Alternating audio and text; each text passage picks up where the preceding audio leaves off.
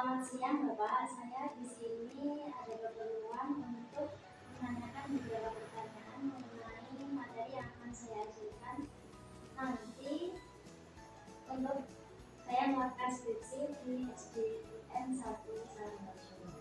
Pertanyaan yang pertama, menurut pengamatan Bapak, apa tantangan terbesar saat mengajarkan sifat-sifat bangun datar kepada peserta didik?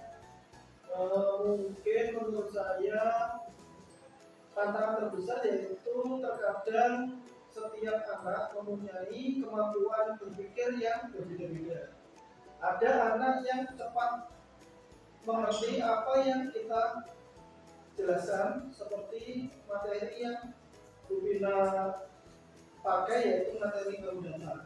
Ada juga anak yang mempunyai berpikiran yang agak lama atau agak lambat dalam berpikir, sehingga dia yang berpikir lama akan mengalami kesulitan dalam membayangkan bagaimana bentuk datar yang kita jelaskan.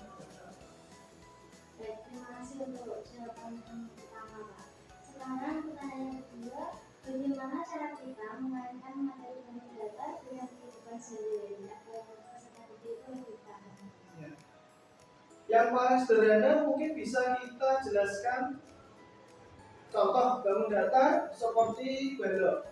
Di kelas ada beberapa bangun seperti berbentuk balok, yaitu di lemari. Contoh, kita tunjuk lemari. Anak-anak, ini adalah bentuk bangun apa? Kalau anak bisa menjawab balok, berarti mereka sudah mempunyai pemahaman ya untuk pemahaman terhadap balok. Atau di kelas ada lagi, misal ada galon.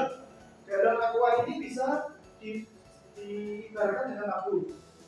Anak-anak minimal mempunyai gambaran bagaimana bentuk yang ada di sekitar kita. Jadi setelah ini baru kita alihkan ke benda yang tidak ada di kelas, seperti galon limas itu juga tidak ada di kelas, mungkin bisa alihkan seperti rambut mesin, atau mereka punya imajinasi sendiri.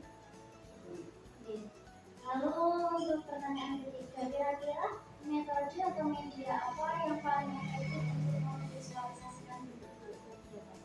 Ya, untuk media mungkin bisa memakai alat peraga atau beberapa bentuk yang sudah kita siapkan sebelum melakukan materi. Kebetulan di sekolah ini ada beberapa alat peraga yang bisa digunakan di perpustakaan, berbentuk tabung, persegi, balok, terus limas, garucut, dan yang dibutuhkan untuk menjelaskan kepada siswa. Karena dengan cara kita menunjukkan benda, anak itu lebih mudah memahami daripada kita hanya menjelaskan tanpa memberitahu bentuknya.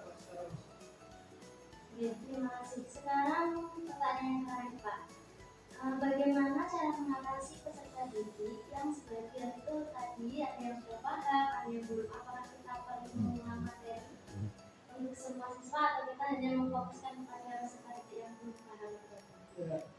Mungkin kalau saya biasa mengajar, ketika saya mengajarkan beberapa materi, ketika anak ada yang sebagian bisa, sebagian belum bisa, setelah saya menjelaskan materi, akan saya berikan pertanyaan pancingan atau namanya pertanyaan memancing, atau bisa dengan lembar kerja. Kalau kita kasih soal, contoh 5 soal, misal bagaimana sifat bangun ini, terus ada beberapa pertanyaan, lalu mereka akan menjawab. Nah, di situ akan ketahuan anak yang belum paham sama materi yang kita ajarkan dan anak yang sudah paham. Kalau anak yang sudah paham pasti kemungkinan benar semua, atau mungkin salah satu atau dua. Tapi kalau anak yang belum tahu, kemungkinan banyak yang salah. Nah, ketika ada beberapa anak yang salah, bisa kita jelaskan letak di mana yang salahnya. Contoh, di bagian sifatnya kerucut, ternyata banyak yang salah di bagian kerucut, tapi bagian balok dia benar. Akhirnya saya jelaskan lagi, ini yang kerucut lebih dijelaskan lagi secara detail agar anak lebih paham. Ya. Terima kasih Bapak untuk jawaban-jawaban atas wawancara yang saya lakukan. Semoga saya dapat mengerjakan diskusi ini dengan baik dan tentunya atas bantuan Bapak. Ya, selamat mengerjakan.